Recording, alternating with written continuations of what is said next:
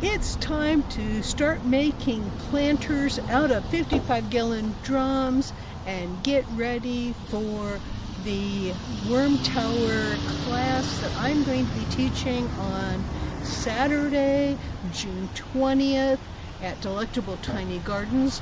So, there's a number of ways that you can use 55-gallon drums to make planters for garden work. These were originally had bleach in them, so I'm going to cut them in half and then rinse them out really well. Put the drainage holes in them today, and then we're going to use these to do the worm tower class, and I'm going to plant some roses in these in a week or two after I get the class done. So I am Vicki Manitou Okas. Welcome, and let's get this going and get this ready. I think Bug's going to help me. You going to help today? Alright, so you probably cannot see this on video, but there is markings on this barrel from 5 gallons. This is a 30-gallon mark right there, and 50-gallon mark is right here. So this is probably a 60-gallon drum. But the first thing that I'm going to do is, that 30-gallon mark is about the midpoint in the barrel. So I'm going to cut it at the 30-gallon mark. So I'm going to mark this all the way around. There's a ridge right here and the ridge right here, and I'm going to measure it from the ridge.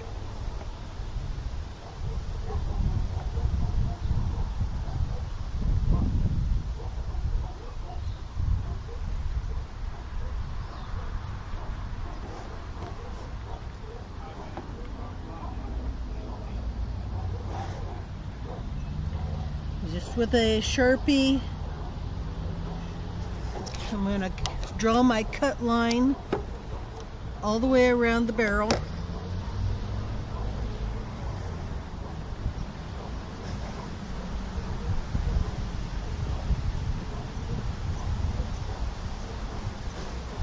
This is just for the gardens here, so I'm not going to get too worried about getting real fancy with it.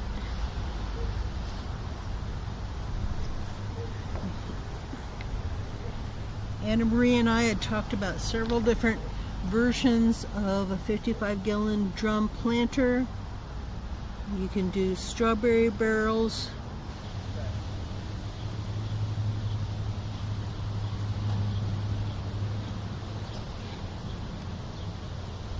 Alright, so anyway, so I'm going to measure all the way around. I'm not going to get fancy about it. What we decided to do, instead of a strawberry barrel or putting holes all the way up the side for a tower planter, is to turn this into 2 planters for a raised bed garden, so that we can have more gardens instead of just the one. Now, if you're a little bit tighter in space, the planting towers are also very efficient.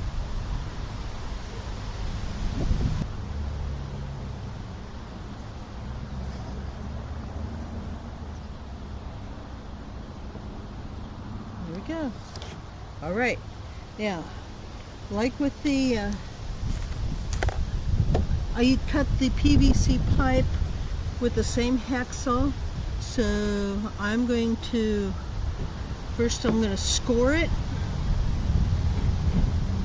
all the way around.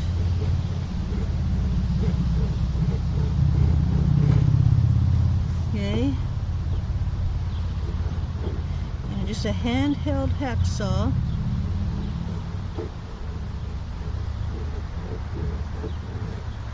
Is enough to cut a plastic barrel. But the first thing you want to do is score it all the way around.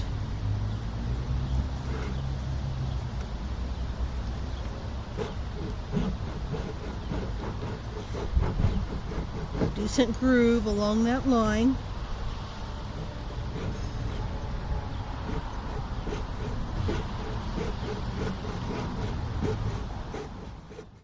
Okay, it's been about a half an hour and I have got this scored all the way around, and it's important to do that so that the cut does not split and tear and go directions that you don't want it to go.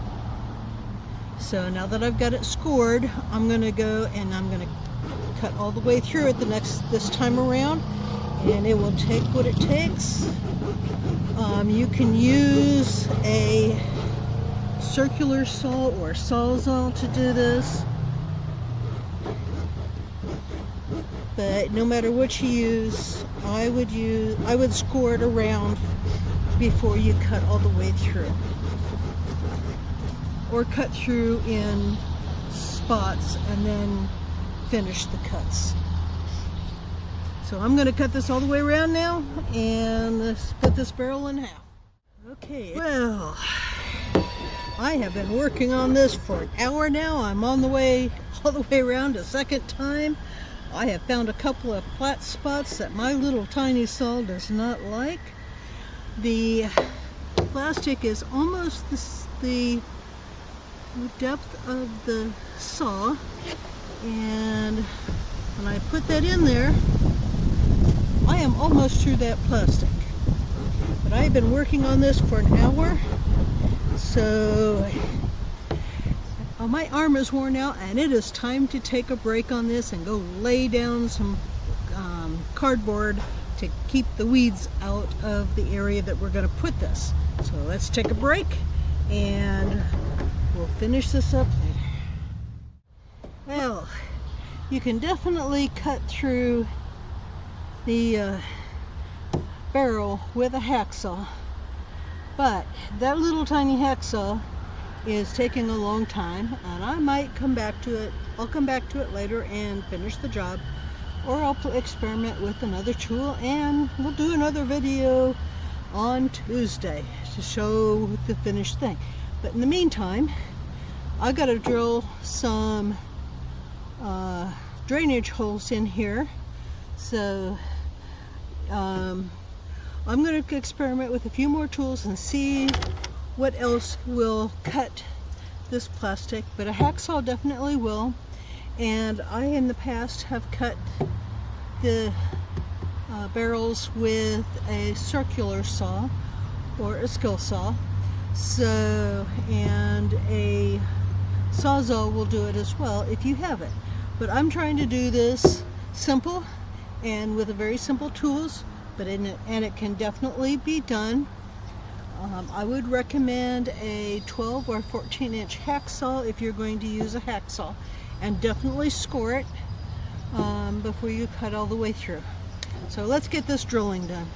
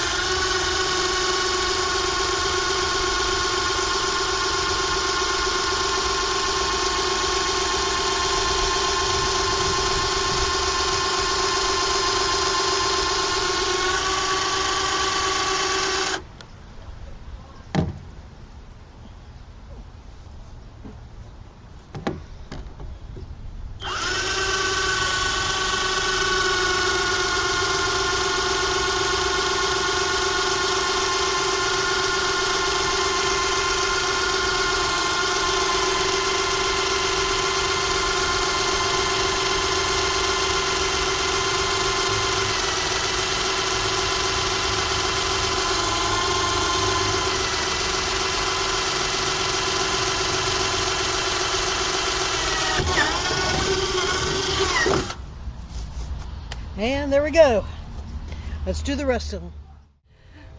That was a fun experiment today. That was the first time I've tried to cut a barrel with a hacksaw, and it definitely works. I figured it would. It is going to take a long time.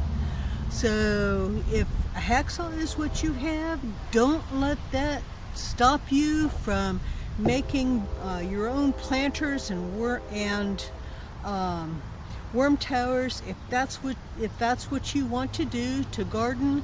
The barrels are inexpensive. They do need to be cleaned out when you get them, but it doesn't take very expensive equipment to put them together if that's what you want to do. So, however, I would recommend that if you have a circular saw or some other electrical equipment like a sawzall, then definitely use that to cut your barrels. If you don't, then use your hand saw. It will work. So, and then I've got about half of the holes drilled, and I could drill those holes with my hand brace, but again, that's going to take a long time, and these really need to have at least half-inch holes in them in order to drain properly. I've got about half of them done right now. So you know what, it's been a fun experiment, and next video I'm going to play around with another way of cutting a barrel and see if that works, and we'll get this one finished cutting. If you do not have a hacksaw and you want to get one, make sure that this one is really too small. So it's just the little saw that I've got for doing small stuff around the house, and my bigger one wasn't handy. A 12-inch hacksaw is a much better tool for most jobs that you're going to do. So get a little bit of equipment. It'll serve you well in the long run. A 12-inch hacksaw or a 14-inch hacksaw is a very nice tool for doing small jobs around the house or in the garden. You can get an electrical drill for not too much money, or a hand brace at a lot of different auctions, but your hand brace is not going to take as big a bits as an electric drill will. So it's been fun. Thank you for joining me, and we're going to play again on Tuesday, and join me for the Worm Tower Workshop on June 20th on Saturday at Delectable Tiny Gardens. And hey, like, subscribe. What projects are you doing in your garden? What are you planting? Tell me what you're going to do in the comments. So we'll talk to you next time, and have a good day.